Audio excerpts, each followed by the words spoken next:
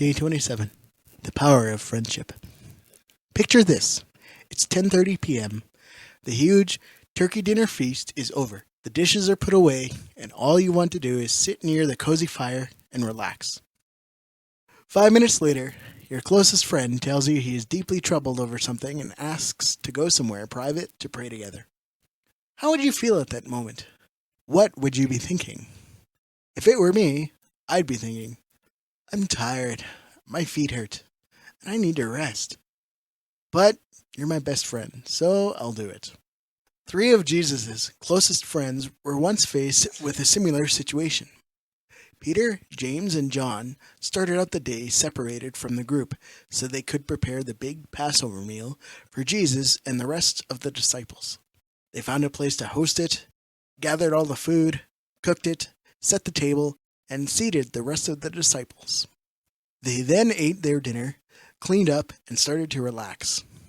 At one point during the night, Jesus tells Peter, James, and John that he is stressed over the events that lie ahead of him, and he could use some friends to help him through this difficult time. So, after a long, hard day of work, off they went to comfort their friend.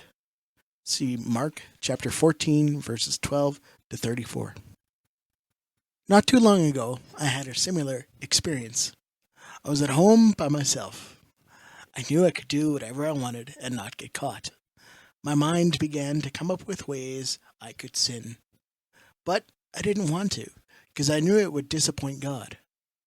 I knew the consequences of giving in to temptation, and that I would be asking for God's forgiveness in no time. I began to pray, but it wasn't working. I couldn't keep my mind focused on God because I was still wrestling with the idea of giving in to temptation. Just then, I got an unexpected phone call from a Christian friend asking how my day was going. I shared with him how I was struggling with temptation and could really use some prayer to help fight it. We prayed, and with his help, I received the strength to outlast the temptation. Although the Christian life has many joys, there are also times of great struggle.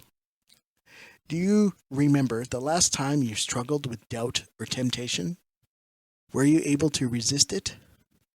In Matthew chapter 26, verse 41, Jesus tells us, "Keep watch and pray, so that you will not give in to temptation.